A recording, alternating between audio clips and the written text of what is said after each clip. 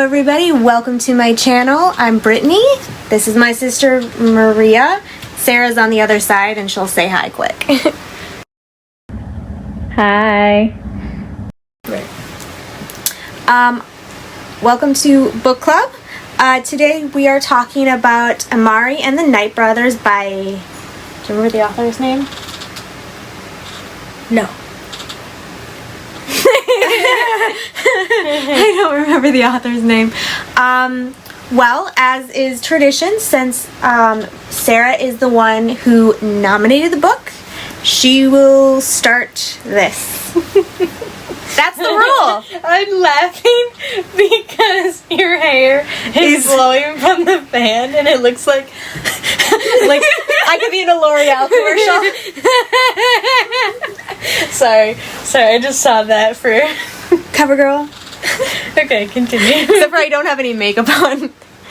Alright, Sarah. Lovely. You know I like going first. Not really. Okay. Where to begin? So this book was interesting. I mean, it was a very different take on the whole magic world, and I liked the theme of the fact that there was like the underworld with the magic and then the regular world that doesn't know anything about the magic, and they're being, you know, lied to or magically forget what happened, and all that stuff was kind of interesting and fun. I have to say, I didn't really like this book as much as I thought as much as I wanted to, I should say. I was looking forward to it and I was kind of excited because it sounded new and different, but let's be real. Amari was the most obnoxiously annoying character. Like, I get you're from a poor background and didn't have, you know, there was a lot of things not going for you. I get it. But you don't have to mention it every 5 minutes. Like, it just felt like she was harping on it too much and playing that card too much for me, that it started to feel really kind of, like, really... Yeah, I get you're bullied because you're different. I get you're different. I get you have less opportunities than other people. I get it. But it seems like you're letting it kind of be your whole personality. Like, even the fact that she's super smart and everything, she doesn't even seem to, like, talk about it or realize how smart she really is to be able to get good grades and get scholarships and all that stuff. Like, she doesn't even seem to notice, and I understand it's because she's comparing herself to her brother, but at the same time it was like, I don't know, she felt like, or she acted like the only reason that she got any sort of favor from anything was because of her brother, and it just felt like she was cheapening her own intelligence, and she got mad really, really easily, and that was like, okay, I get you're only, 13? Whatever. 12 or 13? 13, I think. But she just really seemed to let the smallest thing get to her, and I was really, like, annoyed with the fact that there was a specific scene that I was like, so she meets up with magician girl whatever and chooses to give her the benefit of the doubt over and over and over again, but then the second anyone else might say something or do something, she, like, freaks out, and you're just like, this isn't, you know, you say this and then you go and do this, so why does one person get your patience or, you know, the ability to explain what's going on but not other people? So that was annoying. But I really hated the end of the book because I was like, I liked Dylan. I was really mad that he turned out, spoiler, to be the bad guy. What the heck?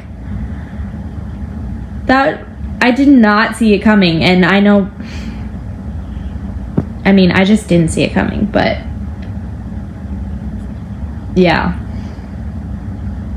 And I didn't like the fact that her brother didn't actually wake up in the book, but I know that there's sequels and more books, so I'm sure there's more with her brother. But I just hated the way it ended with that. And I don't know what else I want to say, but I'll let someone else talk now, and maybe I'll go back and forth a little bit, but we'll start with that. I'm of two minds about Dylan, personally. First of all, I didn't trust him fully, especially, like, when he was at her apartment and he wanted to do that dark magic stuff. I'm like, that's a red flag. So I did kind of see it coming, but I am disappointed that it happened, because I felt like they could have been a really great friendship. I think, first of all of it made me go, like, trying too hard, feel for a lot of the stuff, or like, I understand because Harry Potter is so prominent and everyone knows it, and it's the Wizarding World, and it's hard to, like, get that out of your head, especially if you're a writer writing about a Wizarding World.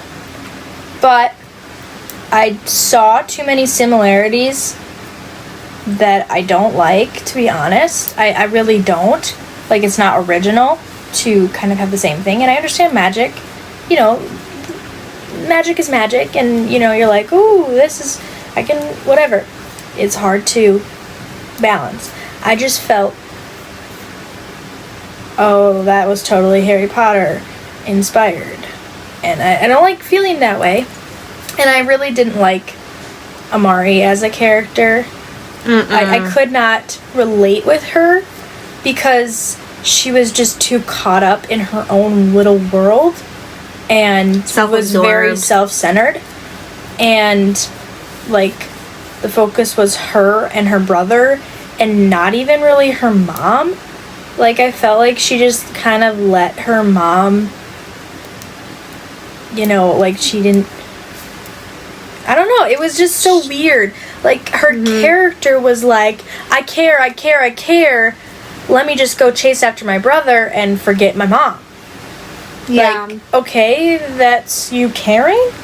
Like, I don't know. Like, at the beginning, hearing the reason why she pushed that one mean girl, like, I kind of, like, understand being like, holy cow, because she's like, didn't she say something like, no wonder your brother disappeared, or, like, he deserved to be, or something like that? No, something like he's dead.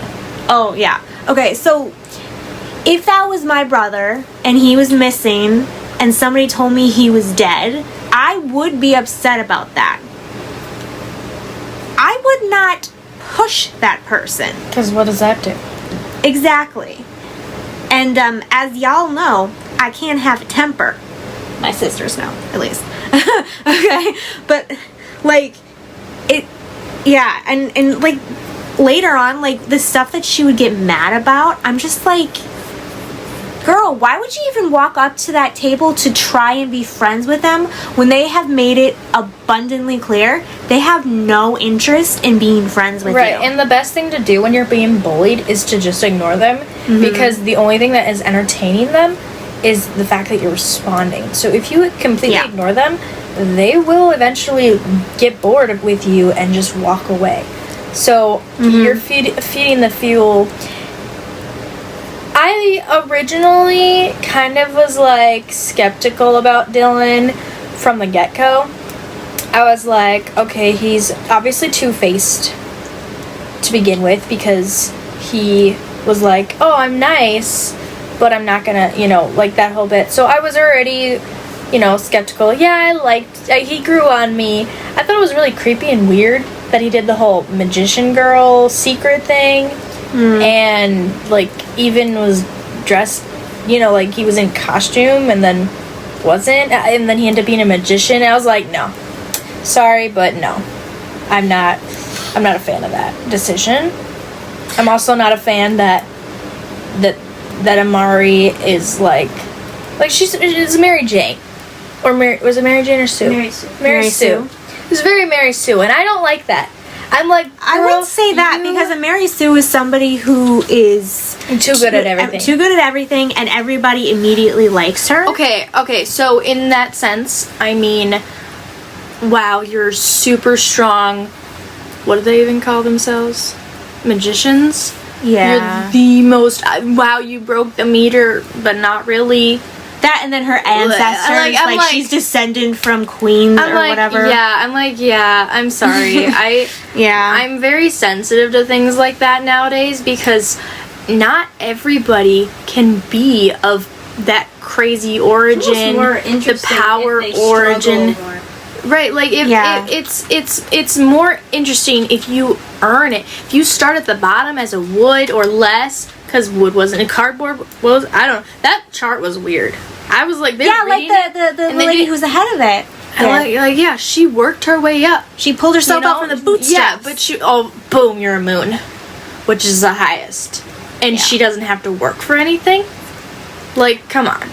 Plus, I don't like that. I don't like that at all because she didn't learn anything. Mm-hmm. She just all of a sudden she had to learn how to use her power, which she didn't really do. She just accidentally was amazing. And I don't like that because she literally didn't even try. I hated that too. Like at the end, how she's like, I don't know how to defend myself, and then boom, she does like this super powerful spell that knocks her out. Well, and I'm confused about that whole last scene because like her friend was there, but then she wasn't, but then she was. Like, did they just stop talking about her? Was she just like What are you talking about? Her friend, the dragon. Yeah. Dragon. Yeah. No, she was there, but then like she wasn't really talked about, and then I lost sight of her, and I was like, wait, what? She was there. She wasn't. I don't know. I didn't see it that way.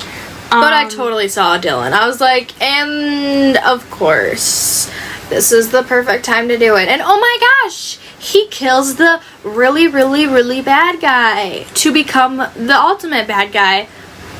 Wow, you're 12. What I don't get is the whole he did it to protect Amari, kind of. No. But he also wanted the power. And then at the end, that wizard that invited her into the secret wizard society, he's like, you two have a connection that can either be really good or really bad. And I'm like, what the heck does that mean? I'm like, you're just playing at like Voldemort and Harry being inside each other's heads type thing. And also, like, oh, is he gonna pull her in the dark side? Is she gonna pull him back to the light side? And I'm just like, I don't care. Honestly, I really don't. I'm like, that was, honestly, I don't like the author's decision in making him a bad guy, because what true motive does he even have to be a bad guy? Oh my gosh, my family hates magicians, so they've suppressed any magicians that's actually been in the family. No, you chose to be a secret. I'm pretty sure that your family, if they knew magicians were actually running in their family, you know, they wouldn't hate them so much because you could educate them. But you chose instead to hide. That was a choice. Okay. It was a choice, and obviously you didn't like it. If that was his whole angst about turning bad, honestly, it was pathetic. That and power. It was pathetic. He wanted power. Well, he wanted power, but then he wanted Amari. Yeah. And then he was like, oh, she doesn't want to. And then the magician guy is like, oh no, let me kill her now. Whoa, you can't kill her. We were gonna turn her. Well, we couldn't turn her. Okay, I'm gonna kill you, bad guy. And then she gonna see my extra dark power and then go, oh yeah, I totally don't want to join your team now. Now you're creeping me out. Our friendship is completely over because you've gone to, like, the deep dark side. Like, really? Is that your goal? Because you succeeded. Idiot of the year? Like, seriously. the way she reacted to him trying to use the dark magic, or trying to get her to do the dark magic, should have been enough for him to realize, yeah, I don't think this is going to work. Right. But I can't get her on our side. And you know what? I don't get his sister's reaction, because she could have cared less what he did before. So why him turning bad makes her be like, oh, I'm sorry. I didn't know he was, a magician and a bad guy. Well, she did say thanks for finding my sister. Right? I mean, but I guess she did. So but it's like, so you love your sister, but you don't care anything about your twin, who just abandoned you and went to the dark side. And I mean, I can see this being like, obviously you're not gonna like him at this moment because he kidnapped your sister, basically. But you like her more than you like him, because that's the vibe I was feeling. I was feeling like she could care less about her own stinking flesh and blood twin. There clearly was not the twin connection there. No. And my question is, how he can be a magician and she can't? Because they're twins. And supposedly he's a born twin. I mean, magician, which, oh my gosh, don't get me started on that. Altogether, I would not, I don't know, all of it was just, I think this is a perfect example of an interesting plot gone horribly wrong. That is dragged down by poor character development and terrible motives. Yeah, terrible motives, and I would have to say in some parts bad execution, but that's just me speaking from my opinion as a writer. I think that, and that's why I voted for this, because like the premise of it really intrigued me, and I think, like, honestly, if it hadn't been for the book club, I wouldn't have finished this book, because I have limited time to sit down and read. So if I'm sitting down to read and I'm not enjoying a book, I usually put it down and I won't finish it, because I'm like, why waste my time on the book? That's just how I'm feeling of late. And so the only reason why I did finish it was because of the book club. And I have to say, I'm kind of glad I did finish it, because it did, like, Amari got somewhat more tolerable towards the end, but like not completely, where I was like totally rooting for her. And that's not something you want in a main character, is an audience that's not really rooting for them. You're supposed to make them relatable, so that the reader is like in their shoes, like they're going on the journey with them. Yeah. And I'm like, I didn't feel that really connection either. Yeah, which is weird for me, because I've experienced bullying. I got seriously bullied, so I've dealt with mean girls. I know what it feels like to be the underdog and to feel like it's an uphill battle to try and prove myself.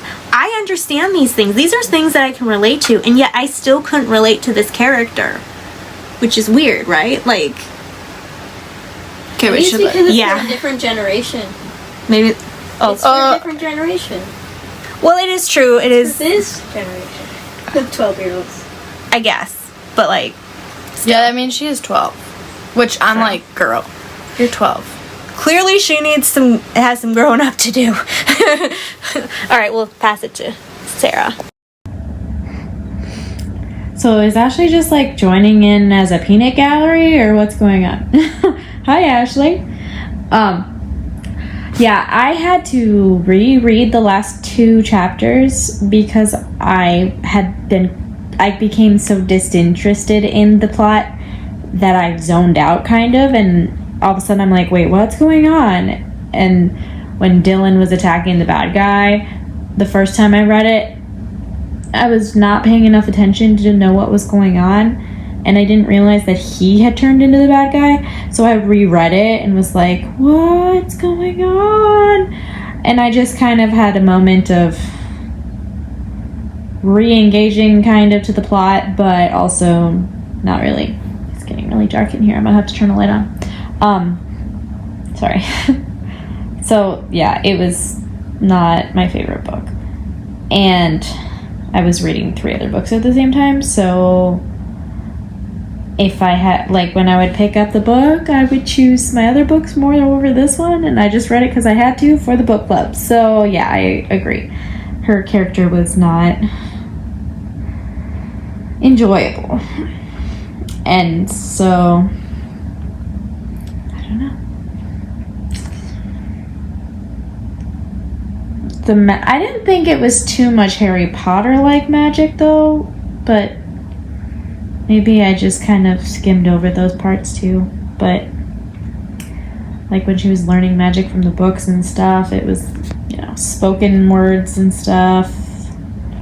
I liked the scene with the witch at the festival. That was, like, a fun, like, the whole last night hurrah before the test, and then her seeing the tent and no one else did, and just all of that part was fun.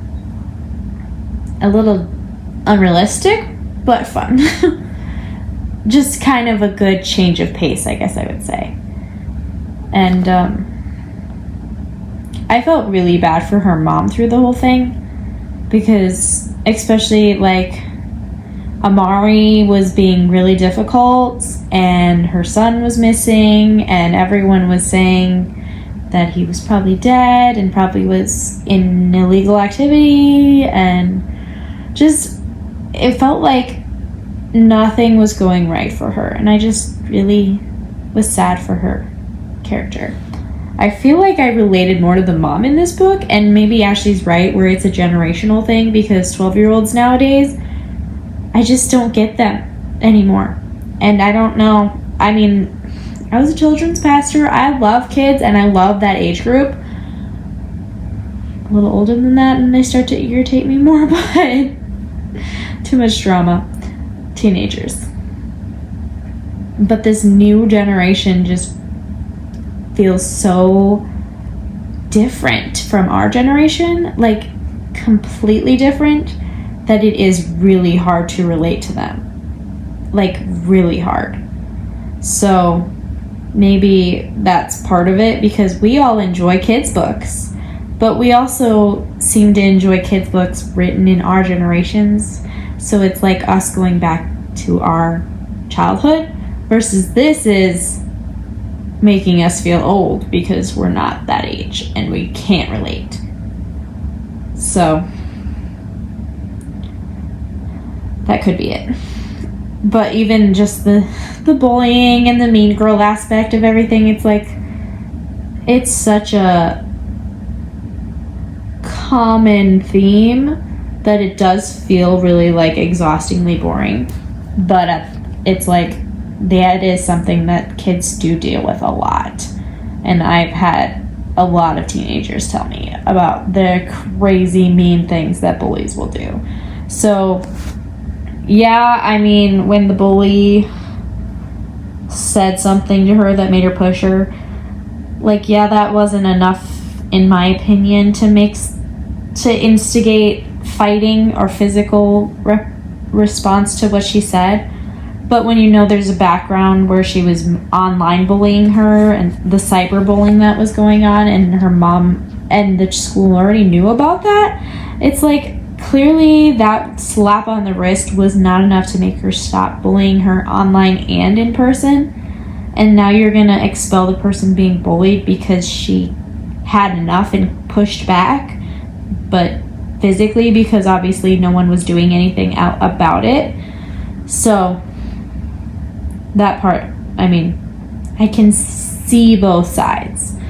So she did seem like she had a lot of anger and resentment, but she had a lot going on. Like, the rejection from her dad, that was pretty intense. And then, of course, upset because her brother, who was her protector, basically, at that point, goes missing, and nobody can find him or do anything about it. So she is in a very fragile state of mind, which probably contributes to her super annoyingness. And when you're hearing her inner dialogue the whole entire time, it's like exhausting. But that's all I have to say about that, I guess. For now. I'm gonna go turn the light on, too. Yeah, I do, like, I get that there was a lot going on, so I did try to make, like, allowances for that. But, yeah. I mean, especially, like, the hearing what her father said, that was messed up.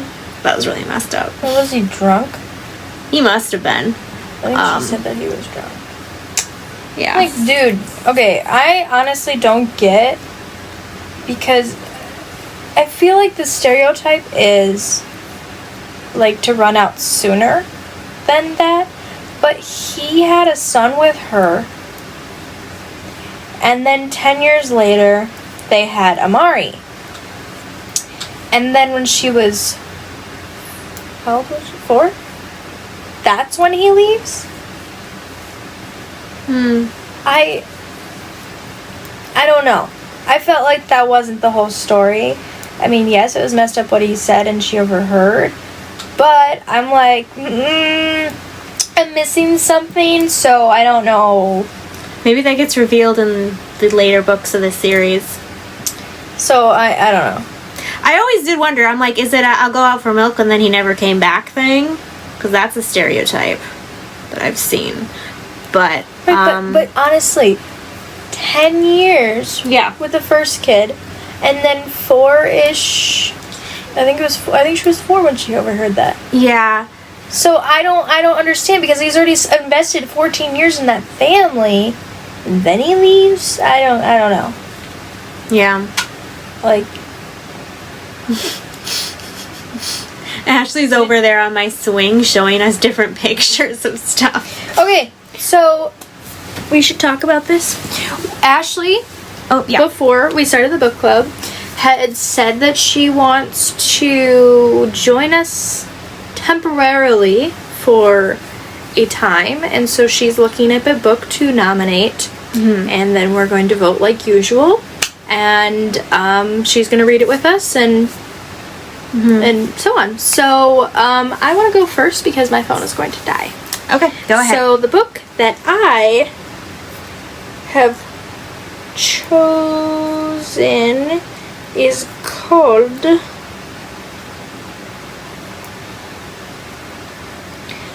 The Woman in the Library by Sulary Gentile.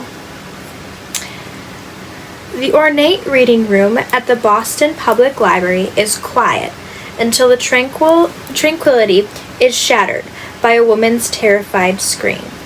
Security guards take charge immediately, instructing everyone inside to stay put until the threat is identified and contained. While they wait for the all clear, 4 strangers who'd happened to sit at the same table pass the time in conversation, and friendships are struck. Each has his or her own reasons for being in the reading room that morning. It just happens that one is a murderer. You know, the funny thing is, that was one of the books I considered nominating this time. So as soon as you started reading it, You're like, I know this! I know. Well, it just tells you. Okay, so Hoopla did suggest it, so you know it makes sense. Oh, you have the app? Yeah. Do you know what book you want to nominate, Ashley? I do. Okay. All right, want to come up and little scoochy? We parted the Red Sea. Come sit and tell us. Okay. Careful tell for the name, the author, and then the description. Yeah.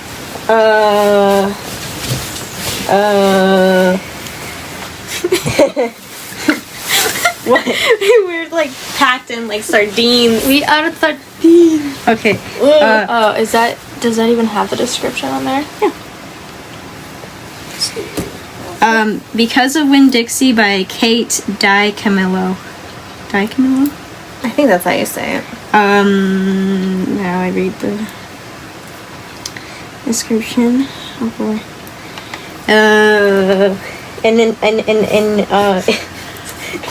Your face is covered. Don't look at my face. An unforgettable first novel about coming of age of one sweet summer and learning to love what you have. This summer, Opal and her father, the preacher, moved to Naomi, Florida.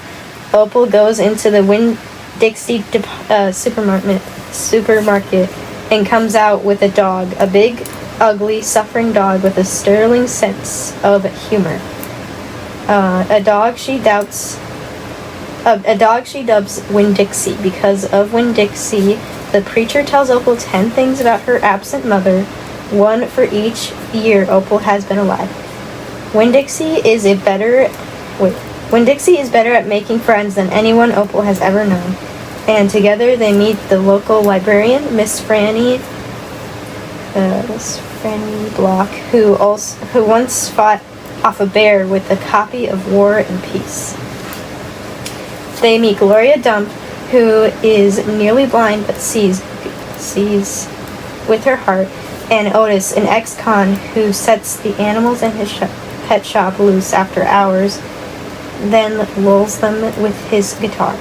Opal spends all that sweet summer collecting stories about her new friends and thinking about her mother.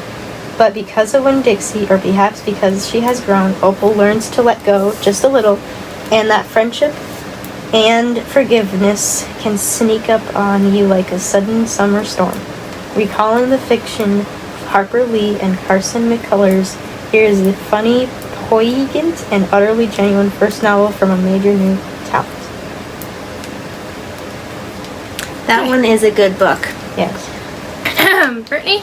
Alright, I just got it. That was the longest description I've ever read. Alright. Here's the shocker.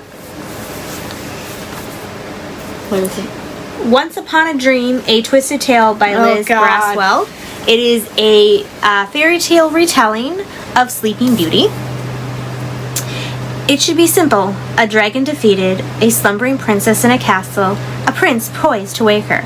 But when the prince falls asleep as soon as his lips touch the fair maidens, it is clear that this fairy tale is far from over.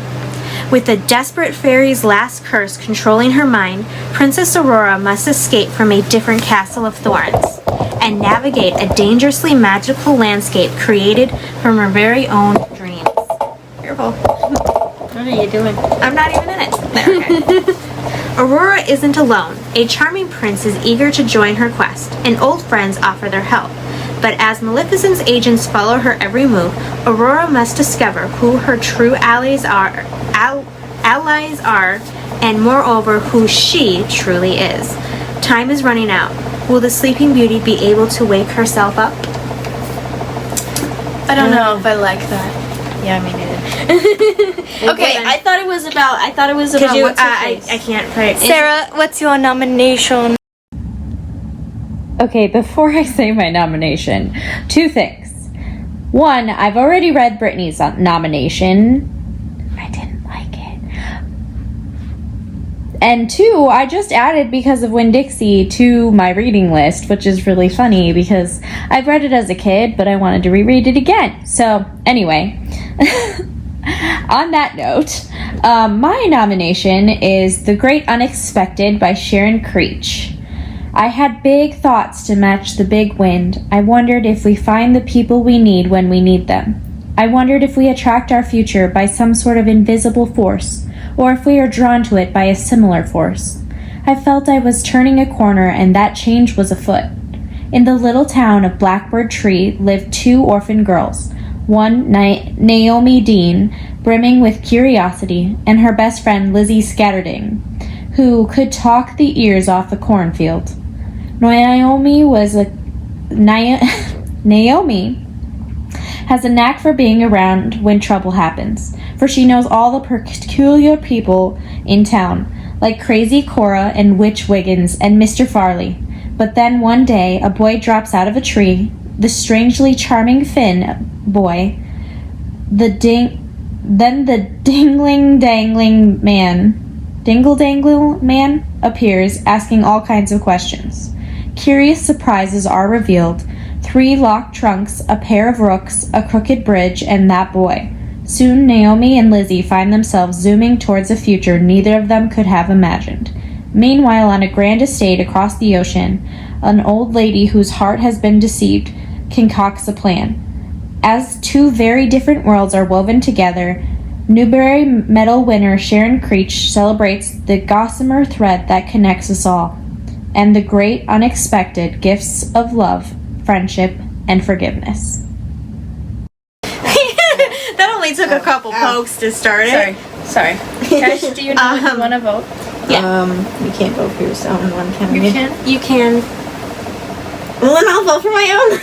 Then I'm voting for my own. And Brittany, you're voting for you. No, I'm not going to do that to you guys since you all don't want to read it. Let's let Sarah vote, or you can vote. I mean, if you, it depends on what you say. I don't know what to vote because I love Quinn-Dixie and it's a great story. Yeah, but I obviously was interested in yours. But Sarah sounds good. You already so read it. I can't decide. I don't remember what Sarah was about. Do you have a vote? You pushed it away and I can't reach. I got it. We're just checking in, Sarah. Are you not wanting to vote? Do you not know what you're voting, or what? It's been a bit. Yeah, so we just want to know. Wait. What are you doing? Sorry, that video started buffering really bad and it wouldn't load, and I was like right at the end and I'm like, is there more? Because you were like, Sarah, what do you vote? And then it just like froze and said it wouldn't let me finish watching it. So I was waiting for it to load. I'm sorry. I wasn't trying to delay everyone's vote. I'm gonna go with The Woman in the Library because that sounds really good. That's my vote. There you go. Well then, Yeah, because I guess is here. since that one does interest me too, I'll go with that one so we don't have a deadlock. So The Woman in the Library, it is. By You sent it to me because your phone was dying. So my phone's dead.